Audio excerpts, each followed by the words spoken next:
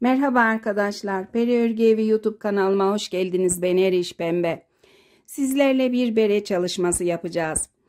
Beremin modeli Instagram'da ve YouTube'da Tarz Bebek sayfasına ait bir model. Kendisine buradan teşekkür ediyorum. Modeli benimle paylaştığı için bir küçük bedenini arkadaşım sayılarıyla anlatmış.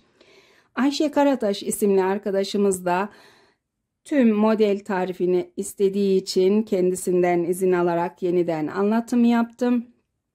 Beremiz 8-10 yaşa uygun arkadaşlar. Bir yumak ip kullandım. Bir yumaktan kalan ipim bu kadar. Baklava dilimlerinin arasını da popcornla süsledim. Diğer örgülerinizden kalan ipleri kullanabilirsiniz. Ben biraz daha kız bebek ağırlı renklerle süslemeyi uygun buldum.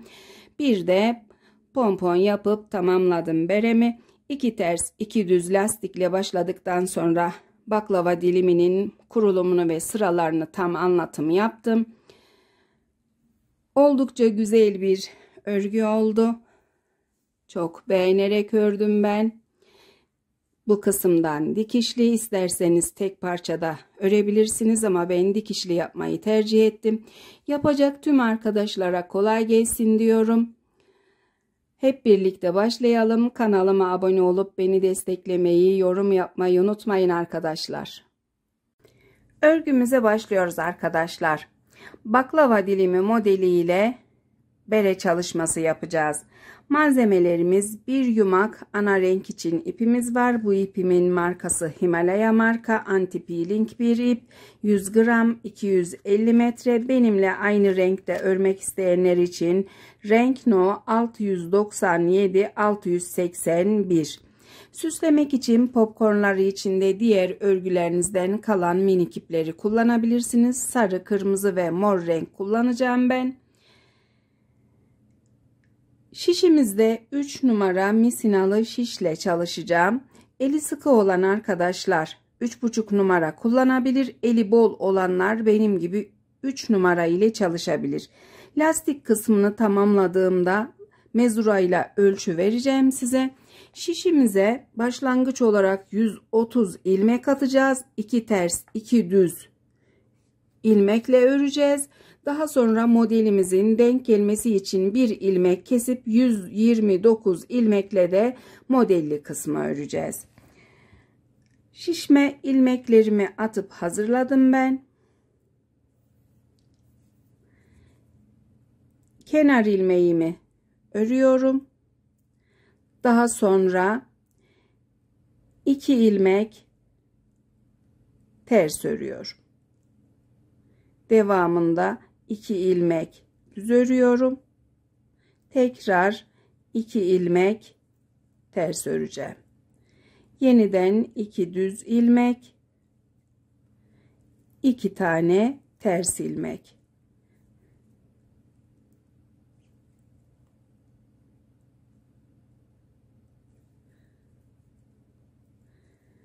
Lastik kısmına yeteri kadar ördükten sonra ölçüsünü en ve uzun olarak vereceğim. Daha sonra da model kurulumuyla devam edeceğiz. Devam edip lastik kısmını tamamlıyoruz. Beremizin lastik kısmında sıraları tamamladım arkadaşlar. Mezura ile ölçtüğümüzde lastiğimizin yüksekliği 4 santim. Genişliği ise biraz toplayan bir model olduğu için çok fazla açmadan ölçüyorum. 40 santim arkadaşlar, genişliği de gayet elastik bir görüntüsü oldu. Sıraları da son ilmekleri sayarak vermek istiyorum. 1, 2, 3, 4, 5, 6, 7, 8 tane son ilmeğim var. Modelden önce 2 sıra örgü yapacağız. Düz yüzde düz, ters yüzde ters 2 sıra örgü yapıp daha sonra model kurulum sırasına geçeceğiz arkadaşlar.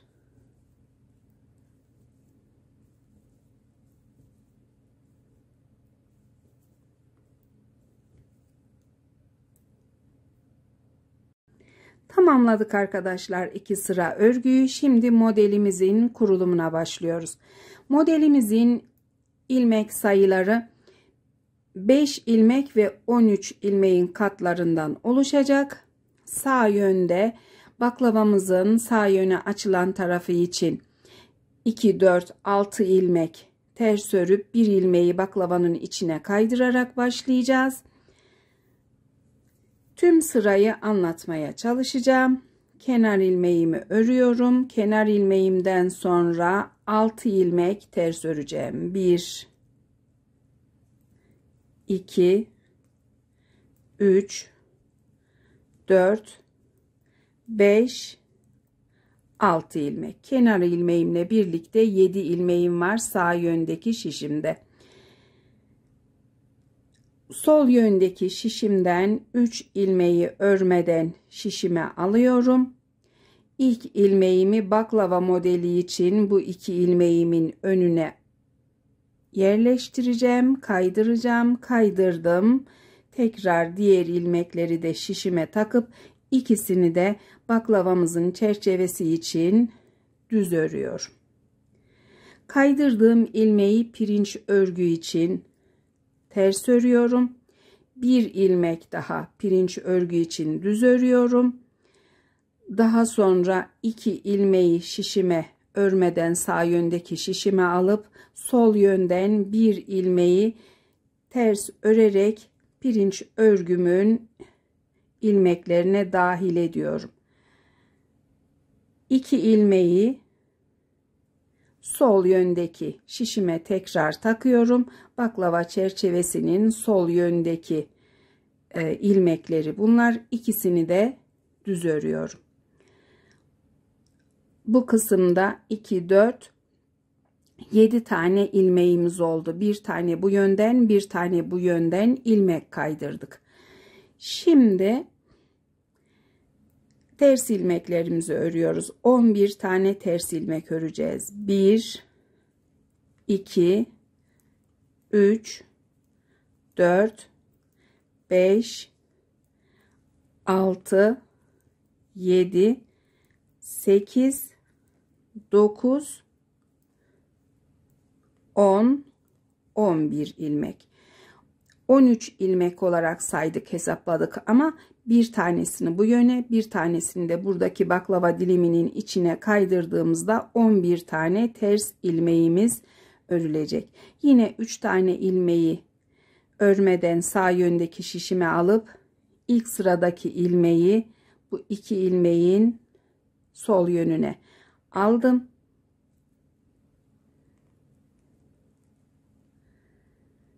İlk 2 ilmeği düz örüyorum. Daha sonra pirinç örgü için bir ters ilmek, bir düz ilmek örüp 2 ilmeği örmeden şişime alıp sol yönden pirinç örgü için bir ters ilmek örüp diğer 2 ilmeği tekrar sol yöndeki şişime takıp ikisini de baklava çerçevesi için düz örüyorum. Yeniden 11 ilmek ters öreceğiz. 1, 2, 3, 4, 5, 6, 7, 8, 9, 10, 11 ilmek ters ördük. 11 ilmek tersten sonra 1, 2, 3 ilmeği örmeden sağ yöndeki şişimizi alıp ilk ilmeği sol yöne kaydırıyoruz. İlk 2 ilmeği düz örüyoruz. Daha sonra pirinç örgü için bir ters ilmek, bir düz ilmek örüyoruz. 2 ilmek örmeden şişimizi alıp bir tane pirinç örgü için ters ilmek örüyoruz.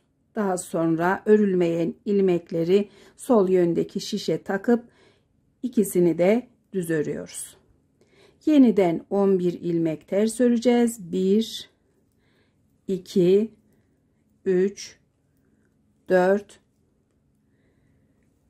5, 6, 7, 8, 9, 10, 11 ilmek. Sayıp kontrol ediyorum. 2, 4, 6, 8, 10, 11 tane. 1, 2, 3 ilmeği örmeden sağ yöndeki şişe alıp ilk ilmeği sol yöne kaydırdık. İlk 2 ilmeği düz ördük. Daha sonra bir ters ilmek, bir düz ilmek ördük. 1, 2 ilmek örmeden sağ yöndeki şişe alıp bir ters ilmek örerek baklava diliminin ortasındaki 2 ilmeğin yanına bu ilmeği de ilave ettim. 2 ilmeği yine düz örüyoruz. Daha sonra yine ters ilmeklerimize başlıyoruz. 1, 2, 3, 4, 5, 6, 7, 8, 9, 10, 11 ilmek ters ördük. Aslında yeterli ama örgüye yeni başlayan arkadaşlar için ilk sıra kurulumun tamamını anlatım yapacağım. Yine 3 ilmeği aldım. Örmeden ilk 2 ilmeği öne geçirip ikisini düz ördüm. Bir tane ters ilmek, bir düz ilmek, 2 ilmek örmeden şişime alıp sol yöndeki şişimden pirinç örgü için bir tane ters ilmek ördüm. 2 ilmeğimi sol yöndeki şişe takıp düz ördüm.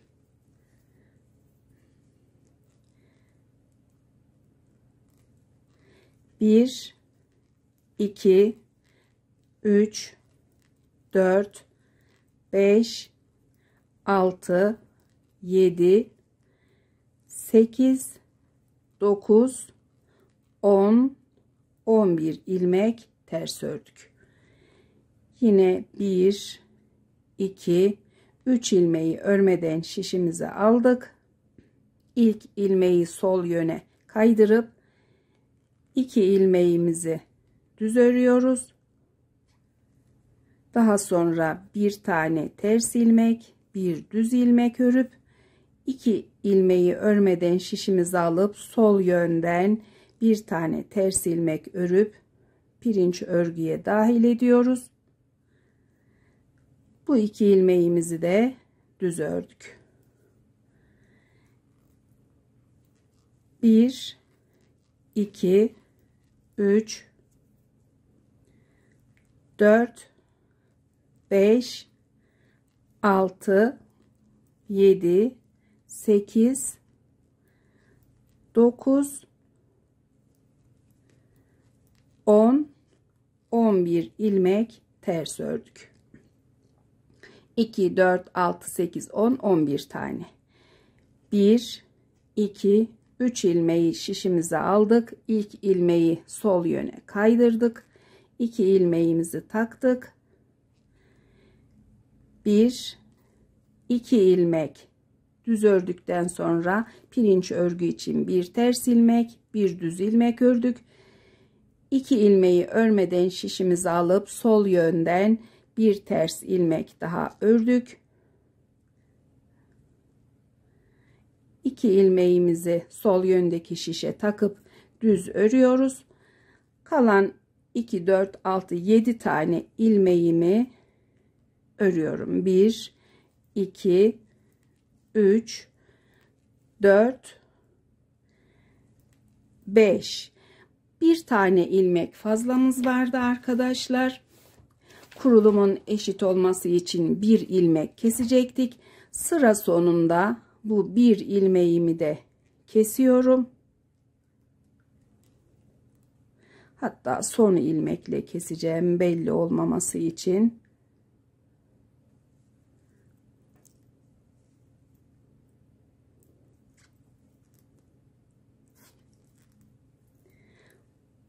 Son ilmeğimle fazla olan bir ilmeği kestikten sonra ters yüzde ilmeklerimizi örüyoruz.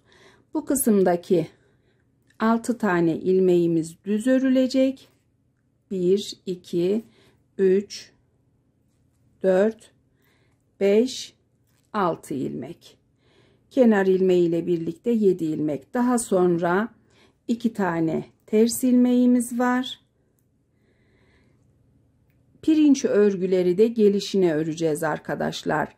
Pirinç örgü düz yüzde ilmekler düzünü ters, tersi düz örülür ama ters yüzde düzü düz, tersi ters örüyoruz. Böyle olunca bir düz, bir ters, tekrar düz, devamında 2 ilmek ters, daha sonra 11 ilmek düz öreceğiz. 1 2 3 4 5 6 7 8 9 10 11 ilmek düzden sonra 2 ilmek ters, bir düz, bir ters, bir düz, tekrar 2 tane ters ve yeniden 11 tane ters ilmek örerek ters yüzden sırayı tamamlıyoruz. Düz yüzde yeniden anlatıma devam edeceğim. 2 sıra örgü tamamladık modelimizde. 1, 2, 3, 4, 5, 6, 7 tane baklava dilimi kurmuş olduk. 3. sıra düz yüzdeyiz. Kenar ilmeğimi örüyorum. Daha sonra 5 tane ters ilmek öreceğim. 1, 2, 3, 4, 5 ilmek. Kenar ilmeğimle 6 ilmek oldu. Yine 1, 2, 3 ilmeği şişime alıyorum. İlk sıradaki ilmeği pirinç örgü için bu çerçevelerin içine kaydırıyorum. 1, 2 ilmek düz örüyorum. Pirinç örgü için ters ilmekle başlıyorum. Düz ilmek örüyorum. Tekrar bir ters, bir düz, bir ters, tekrar düz ilmek ördüm. 2 ilmeğimi örmeden sağ yöndeki şişime alıp bu yönden bir ters ilmek örüp 2 ilmeğimin sağ yönüne kaydırdım. Devamında 2 ilmeği düz örüyorum. Bir önceki düz yüzde 11 tane ters ilmeğimiz vardı. Bu sırada 9 ilmeğe düşecek arkadaşlar. 1, 2, 3, 4, 5, 6, 7, 8, 9. Bu kısımlarda ilmeklerimiz, ters ilmekler azalacak. Çerçevelerin içindeki pirinç örgü çoğalacak. 3 ilmeği alıyoruz. İlk ilmeği kaydırdık sol yöne.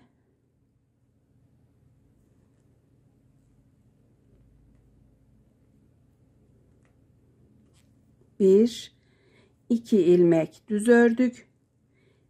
Bir ters ilmek, bir düz ilmek, tekrar ters ilmek, düz ilmek ördük. 4 ilmek. 5. ilmek için 2 ilmeği şişimize sağ yöndeki şişe örmeden alıp bir ters ilmeği örüp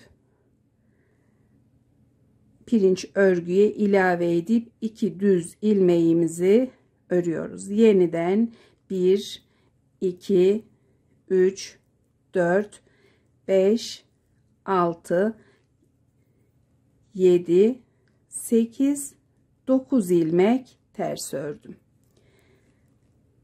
1, 2, 3 ilmeği örmeden şişime alıp bu ilmeğimi pirinç örgüye ilave ediyorum. İlk 2 ilmeği düz örüp bir ters ilmek, bir düz ilmek, tekrar ters ilmek, düz ilmek örüyorum. 4 ilmek. 2 ilmeği şişime alıp sol yönden bir tane ilmeği ters örüp pirinç örgüye ilave ettim. Söylediğim gibi pirinç örgüler düz yüzde, düz ilmekler ters, ters ilmekler düz örülecek. Devam edip 9 ilmeğimi ters örüp sırama devam ediyorum. düz yüzden sırayı tamamlayıp ters yüzde de ilmeklerin örülüşünü anlatım yapacağım. 3. sıra düz yüzü tamamladım. Ters yüzde örülüşün sıralaması arkadaşlar. Kenar ilmeğimizi örüyoruz. Daha sonra 1, 2, 3, 4, 5 ilmek düz örüyoruz. 5 ilmek düzden sonra 2 ilmek ters örüyoruz. Bu kısımda 5 ilmekten oluşan pirinç örgümüz var. Düz ilmekleri düz, ters ilmekleri ters örüyoruz. Son düz ilmeğimden sonra 2 tane ters ilmek, 9 tane düz ilmek, 1, 2, 3, 4, 5, 6, 7, 8, 9 ilmek düz, 2 ilmek ters, 5 ilmek pirinç örgü, 1, 2, 3, 4, 5. Tekrar 2 ilmek ters ve 9 ilmek düz. Sırayı tamamlayıp düz yüzde yeniden anlatım yapacağım. Düz yüzdeyiz tekrar. Kenar ilmeğimizi örüyoruz. 1, 2, 3, 4 ilmek ters örüyoruz. 4 ilmek tersten sonra yine 3 ilmeğimizi şişimize alıp ilk ilmeği pirinç örgü için sol yöne kaydırıyoruz. 2 ilmeğimizi düz örüp pirinç örgüyle başlıyoruz. Bir ters ilmek, bir düz ilmek, tekrar ters ilmek, düz ilmek, ters ilmek, yeniden düz ilmek. 2 ilmeğimizi sağ yöndeki şişe örmeden alıp ters ilmeklerimizden bir ilmek sağ yöne kaydırıp pirinç örgüye ilave ettik. Devamında 2 düz ilmeğimizi ördük. Bu kısımdaki pirinç örgüler çoğalırken başlangıçta ve orta kısımdaki ters ilmekler azalacak. 7 ilmek ters örüyoruz. 1, 2, 3, 4, 5, 6, 7 ilmek. 7 ilmekten sonraki ilmeği şişimize aldık. 2 düz ilmeğimizi de örmeden alıp ilmeğimizi kaydırıyoruz.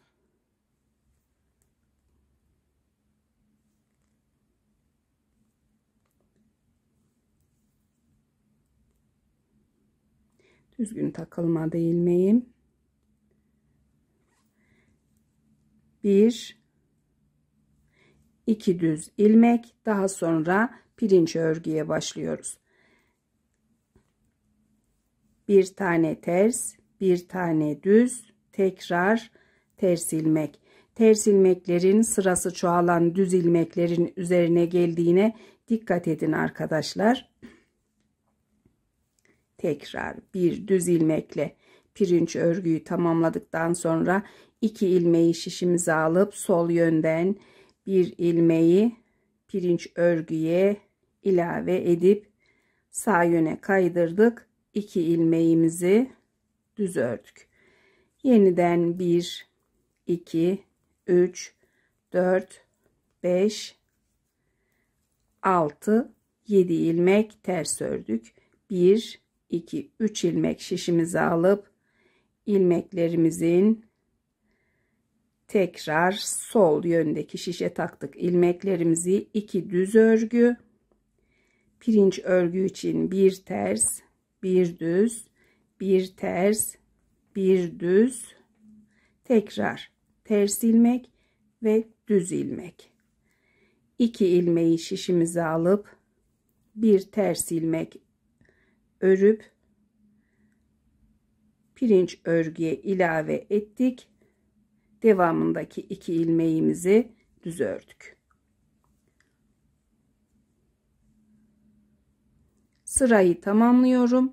Ters yüzde de artık ilmekler kendini belli ettiği için çekim yapmayacağım arkadaşlar. Sıraları tamamlayıp düz yüzde anlatıma devam ediyorum.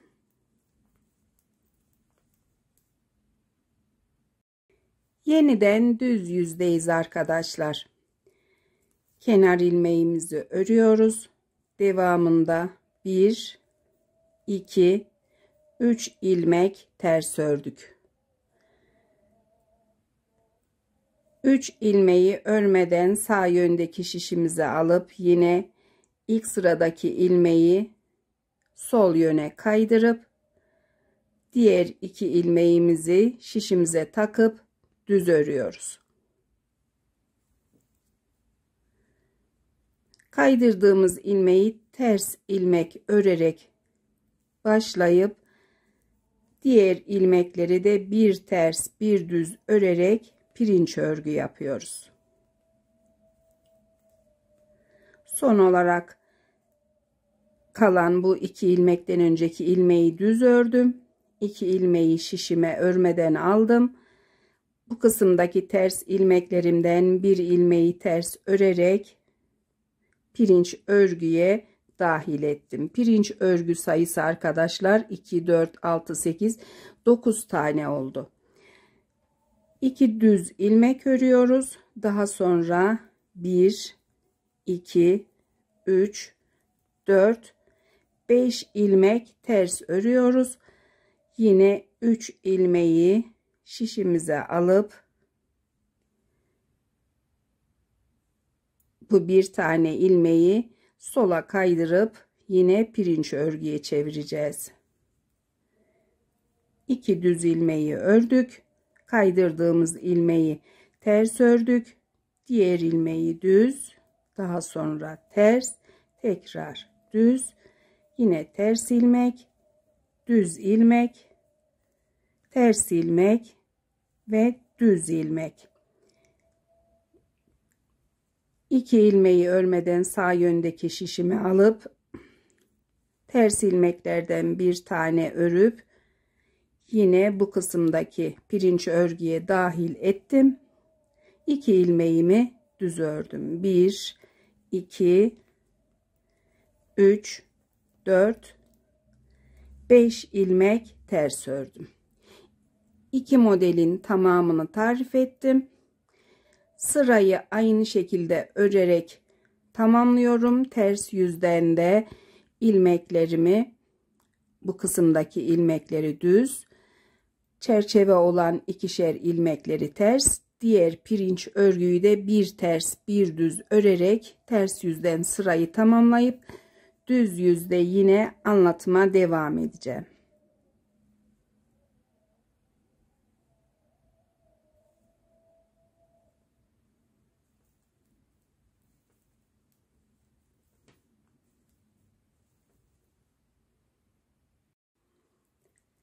Modelimiz kendini belli etti arkadaşlar.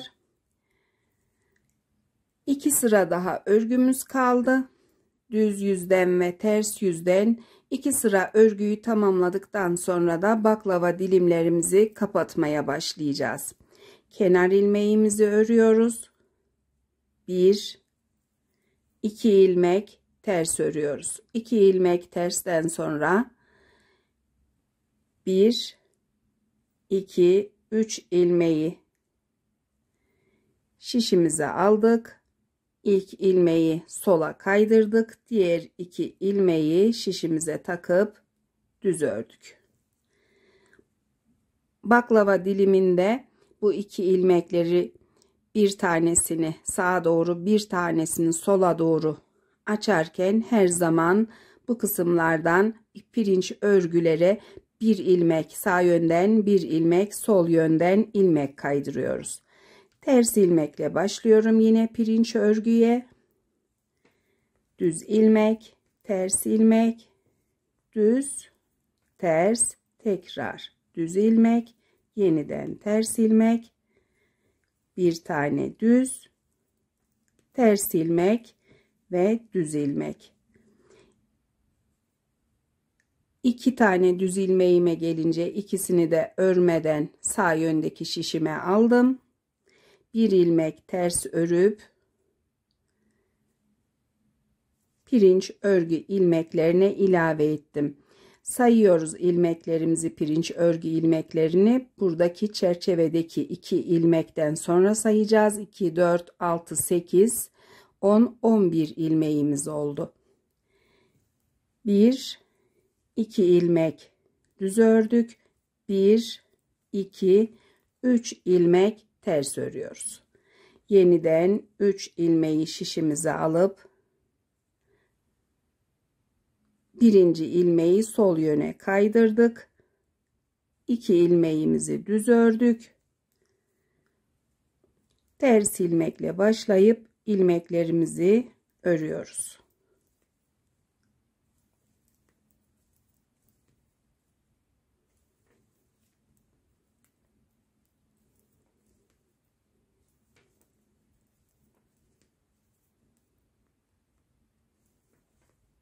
İki ilmeğime gelince yine örmeden sağ yöndeki şişime aldım.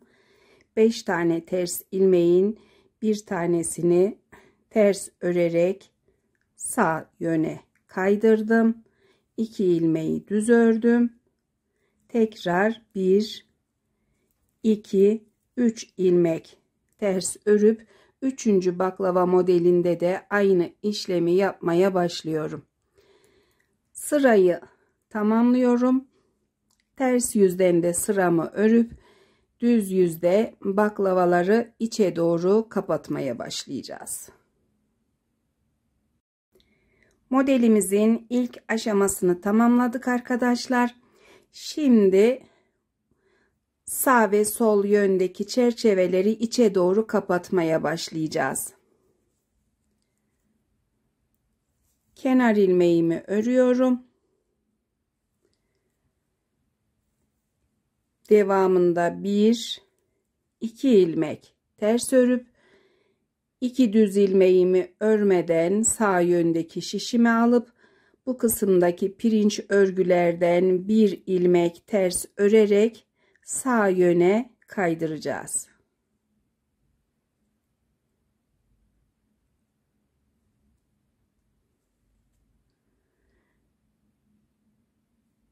İki düz ilmekten önce 1, 2, 3, 4 tane ilmeğimiz oldu. Bu kısımdaki ilmekler, ters ilmekler çoğalmaya başlayacak.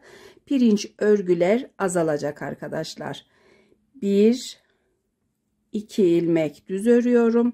Daha sonra pirinç örgülerimin düz olanlarını ters olanları düz olarak örmeye başlıyorum. İlk ilmeğimin düz sırası çok, bu ilmeğimiz ters örülecek. Daha sonra düz, ters, tekrar düz ilmek, ters ilmek, düz ilmek, ters ilmek, düz ilmek ve ters ilmekle tamamlıyorum. Bir tane ilmeğim kaldı pirinç örgüden. Bu kalan ilmeği 3 ilmeğin olduğu bölüme kaydıracağız. Pirinç örgü sayısı da 2, 4, 6, 8, 9 ilmek. 3 ilmeği birden şişimize örmeden aldık sağ yöndeki şişe. Pirinç örgü ilmeğini sol yöne kaydırıyoruz. Diğer 2 ilmeği şişimize takarak düz örüyoruz. Ters ilmekleri örmeye başlıyoruz. 1, 2, 3, 4 ilmek. Bir tane de bu kısımdan alacağız. 5 ilmek olacak. Ördük ilmeğimizi. Daha sonra 2 düz ilmek ve pirinç örgülerin ilmeklerini örmeye başlıyoruz. Ters, düz, tekrar ters, tekrar düz, yeniden ters ilmek, düz ilmek, ters ilmek, düz ilmek ve ters ilmekle tamamladık. Son yine bu kalan pirinç ilmeğini ters ilmeklerin olduğu bölüme sol yöne kaydırıp bu 2 ilmeğimizi de sağa doğru kaydırarak ördük. 1 2 3 4 tane ters ilmek, 2 ilmeği örmeden şişimize alıp bir tane ters ilmeği pirinç örgüden örüp ters ilmekleri ilave edip 5 tane yaptık. 2 tane düz ilmek, daha sonra yine pirinç örgü ilmekleri bir tane kalana kadar devam ediyoruz.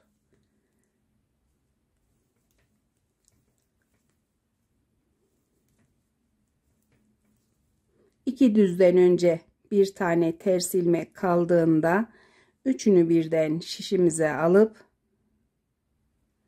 bir tanesini sol yöne kaydırıp diğer 2 ilmeği şişimize takıp düz örüyoruz. 1 2 3 4 ve 5.'si.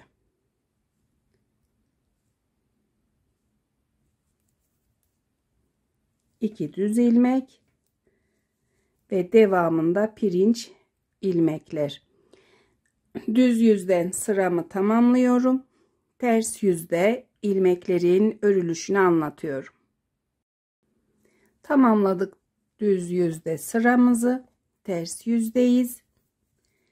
Ters yüzde kenar ilmeğimizi ördük. Daha sonra 1 2 3 ilmek düz ördük. 2 ilmek ters örüyoruz.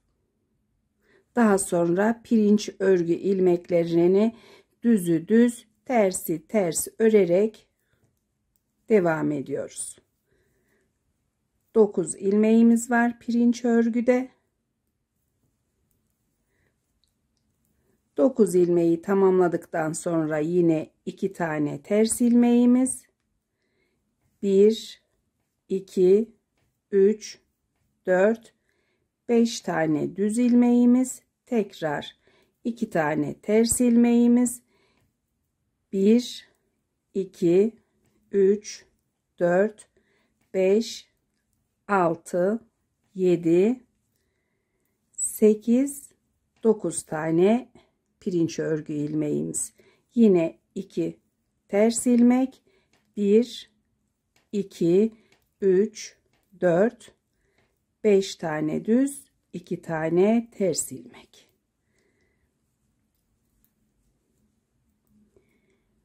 Bu kısımdaki pirinç ilmekleri azalmaya başlayacak düz yüzlerde, ters ilmeklerimiz de çoğalmaya başlayacak. Sırayı ters yüzden tamamlayıp düz yüzde sıranın örülüşünü anlatıyorum.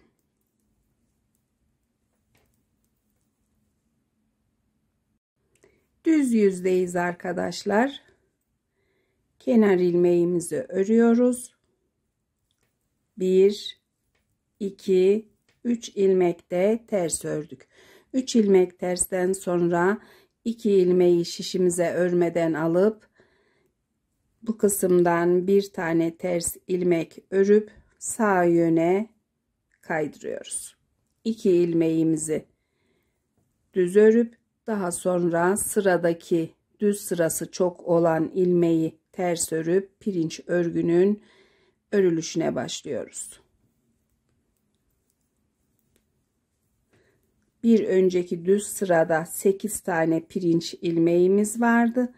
Bu kez 7 tane kalacak. 2 4 6 2 4 6 7 tane. 8. pirinç ilmeğini sol yöne kaydırıp ters ilmeklere ilave edeceğiz.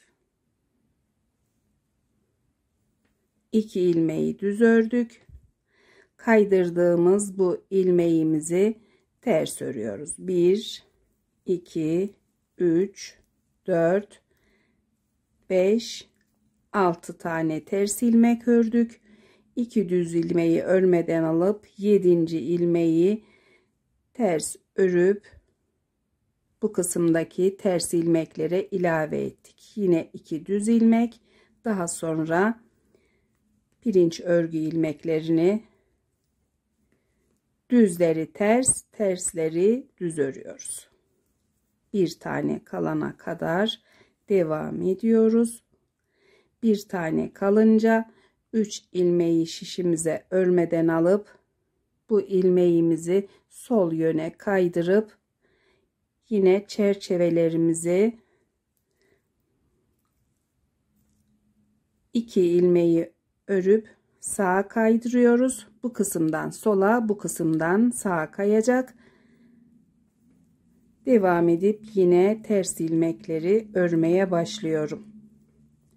Aslında bu kadar anlatım yeterli. Örgüye yeni başlayan arkadaşlarım için birazcık da fazla olarak anlattığımı düşünüyorum. Şimdi pirinç ilmeklerinden bir ilmek kalana kadar çerçeveleri birleştirmeye devam edeceğim. Sıraları tamamladıktan sonra bu ilk baklava diliminin sıralarını tamamladıktan sonra yine anlatım yapacağım. Bu kısımda bir tane toplamda 2 çerçeve ilmeği, bir pirinç örneği, 2 tane daha çerçeve ilmeği örene kadar aynı şekilde örmeye devam ediyoruz. Bir modeli tamamladık arkadaşlar. Beremizde görüntü böyle. Şimdi yeniden ilk sıralardaki gibi örüp bir model daha öreceğiz. Kenar ilmeğini örüyorum. 1 2 3 4 5 6 ilmek ters örüyorum. 6 ilmek ters ördükten sonra bu kısımda 1 2 3 4 5 ilmek kalmıştı baklava dilimimizde. Yeniden çoğaltmaya başlayacağız. İlk 3 ilmeği şişime alıyorum.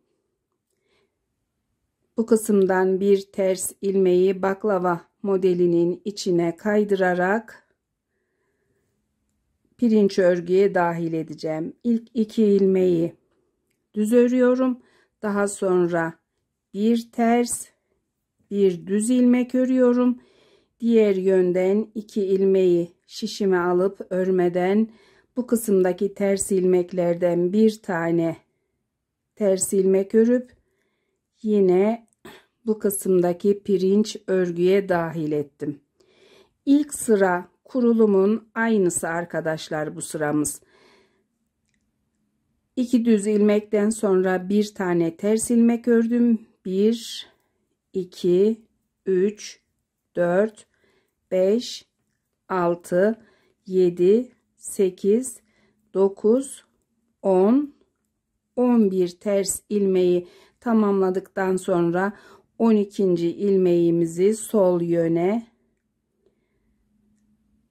kaydırıyoruz.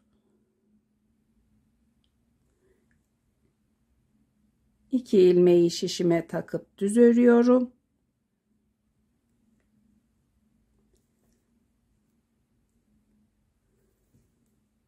Daha sonra bir ters, bir düz ilmek örüp 2 ilmeği şişime alıp bu kısımdaki ters ilmeklerden bir tanesini daha ters örüp baklava diliminin içine pirinç örgü olarak ilave ediyorum. Yeniden 11 ilmek ters örüyoruz.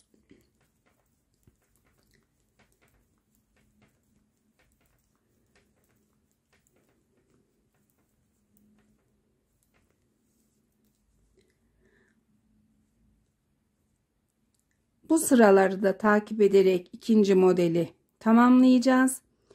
Daha sonra anlatma devam edeceğim arkadaşlar. Ters yüzden de zaten ilmeklerimiz kendinin örülüşünü belli ediyor. Bu kısımdakiler pirinç örgü. Sürekli bu ikişer ilmeklerimiz düz yüzde düz, ters yüzde ters. Ters olan örgü bu yüzde ters, ters yüzde ise düz örülecek.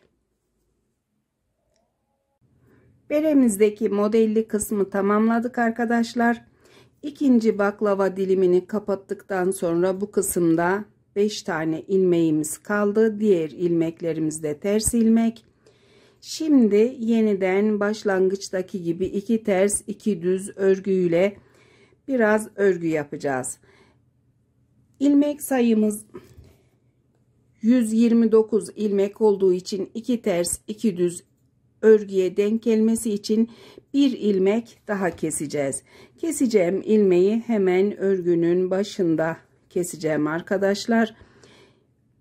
Kenar ilmeğimi ördükten sonra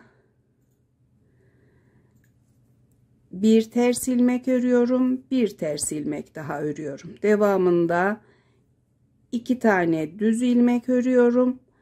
Toplamda 5 ilmekten sonra keseceğim ilmeği 2 tane ilmek alıyorum şişime. İkisini birlikte örerek ilmeğimi kestim.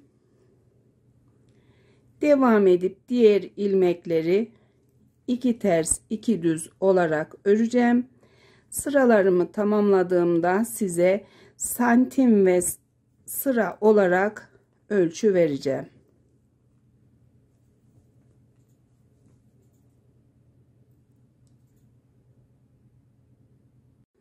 Beremizde biraz daha ilerledik arkadaşlar. 2 ters 2 düz örgüde 3 santim örgü yaptım. 3 santim örgüyle sıralarımızda son ilmekleri saydığımızda 1 2 3 4 5 tane, son sırada son ilmeğimi örmedim. Şimdi sıra boyunca ilmeklerimizi azaltmaya başlayacağız. Düz ilmeklerimizi olduğu gibi öreceğiz. Ters ilmeklerimizi ikisini bir kerede örerek bir tanesini keseceğiz. Kenar ilmeğimi ördükten sonra 2 tane ters ilmeği aynı anda şişime alıp ikisini birlikte örüp bir tanesini kesiyorum. Düz ilmeği birer birer tekrar düz örüyorum. Ters ilmekleri yine ikisini birlikte alarak örüp bir tanesini kesiyorum. Yeniden düz ilmeklerim ve keseceğim ters ilmekler.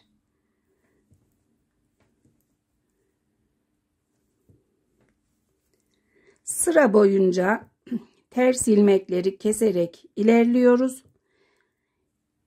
Yeteri kadar yine lastik öreceğiz. Lastiklerimizin sayısı düz yüzde 2 düz bir ters, ters yüzde ise 1 düz 2 ters arkadaşlar. Beremizde sıralarımızı tamamladık arkadaşlar. Dikişini yapmadan önce düzeltip beden kısmının genişlik ölçüsünü ve yüksekliğini santim olarak size vermek istiyorum. Beden kısmında örgümüzün genişliği düzelterek ölçtüğümüzde 42 santim arkadaşlar. Yüksekliği ise 20 santim. Bu kısımdaki 2 ters 2 düz örgünün yüksekliği de 5,5 santim. Şimdi ilmeklerimizi kapatacağız. Daha sonra popcornlarımızın yapımıyla devam edeceğiz. İlmeklerimizi kapatırken düz ilmekleri de ikişer ikişer alarak kapatacağım. Dikişinin daha rahat olması için ters ilmeğimi bir tane ters ilmeği bir kez örüp kapatıyorum.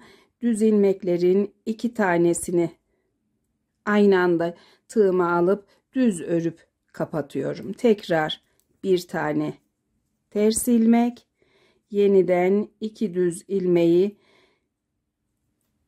şişime alıyorum.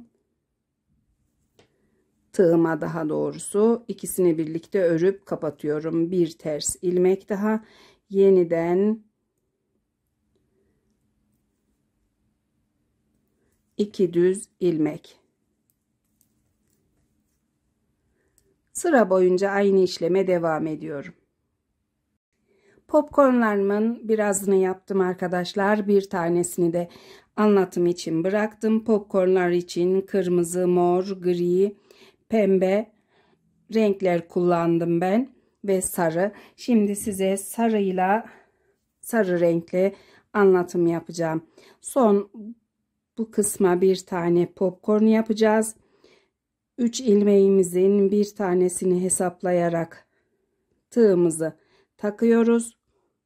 Tığımı taktıktan sonra ipimi tutturacağım. Birazcık ip bırakıyorum alt kısmında düğümlemek için. Bir zincir çekiyorum, bir zincir daha çekiyorum. Daha sonra tığımın üzerine ipimi alarak trabzanın 2 ilmeğini, doladığım ilmeği ve taktığım ilmeği kaydırıyorum. Bir kez daha yapıyorum dolgu için. 2, 3 ve 4. Tığımda 5 ilmek var. Hepsini birden topluyorum. Çok büyük bir popcorn istemiyorum. O yüzden 4 dolgu yeterli. Bir zincir daha çekip sıkılıyorum. İpimi birazcık mesafe bırakarak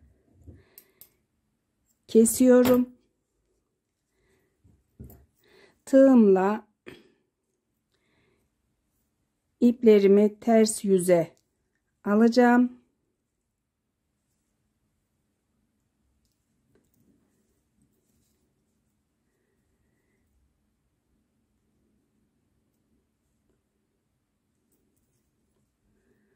Ters yüze aldıktan sonra ipimi düğümlüyorum 3 kez.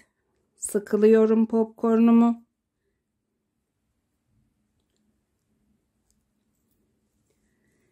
Düğümledikten sonra popcornun içinden tığ takarak iplerimi popcornun içine gizleyerek keseceğim. Ters yüzü de gayet temiz. Görünmeyecek şekilde ipimizin fazlasını kesiyoruz. Şekil verip kalan ipi gizliyoruz arkadaşlar. Şimdi bu kısmını birleştirip dikeceğim. Yan dikişini de yapacağım. İlk önce tığla yan kısmından, bu kısımdan birleştirmek istiyorum. Bunun için ilmek kapattığım bu ilmeği açacağım. Daha sonra da bu kısma büzgü alarak dikeceğiz. Bir de pompon hazırlayacağım arkadaşlar. Pomponumu ana rengin içine popcorn yaptığım iplerden de sararak hazırlayacağım. İsterseniz hazır pompon da kullanabilirsiniz.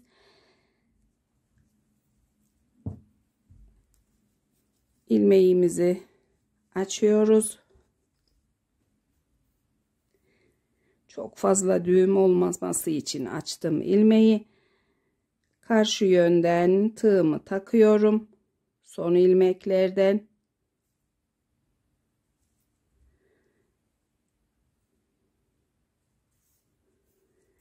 İlmeğimi bu kısma aldım.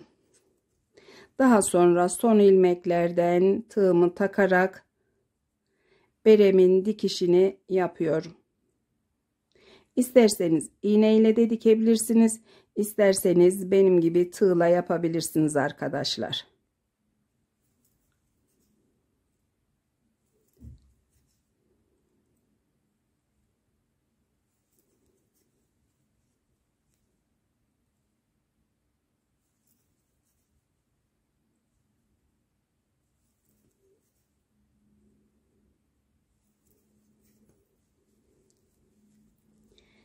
Yaptığımız dikiş böyle olacak.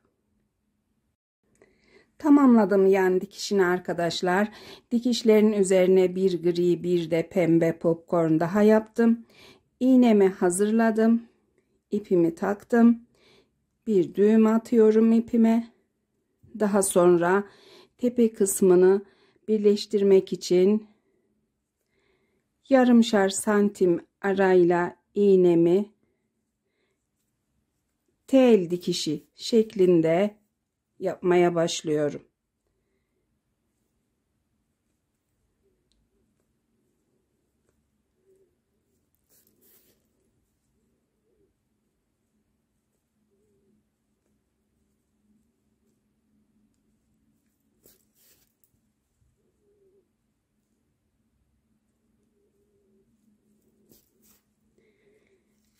Sıkılaştırıyoruz. İpimizi çekip yuvarlak bir şekil veriyoruz bu kısma. İsterseniz bir kat daha dikebilirsiniz.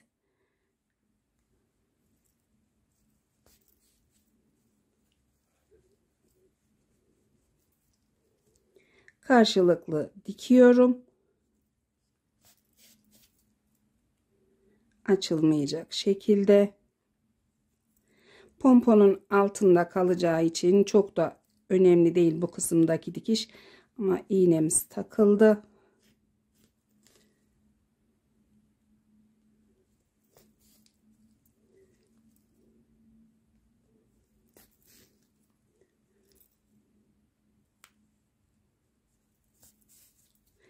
Açılmayacak şekilde diktikten sonra yaptığımız pomponu da bu tepe kısmına tutturuyoruz. Pomponumu tutturduktan sonra devam ediyorum. Tamamladık beremizi arkadaşlar. Bir yumak ipimizden bu kadar ipimiz kaldı. Büyüklüğü de 8-10 yaşa göre oldu. Daha önce oğlumun kullandığı standart bir bere var. Yetişkin erkeğin kullandığı bir ölçü. Tabii ki biraz açarak kullanıyor. Neredeyse büyüklüğü, genişliği standart bere ile aynı. Ama çok fazla dar giysileri çocuklar hoşlanmadığı için 8 yaş, 10 yaş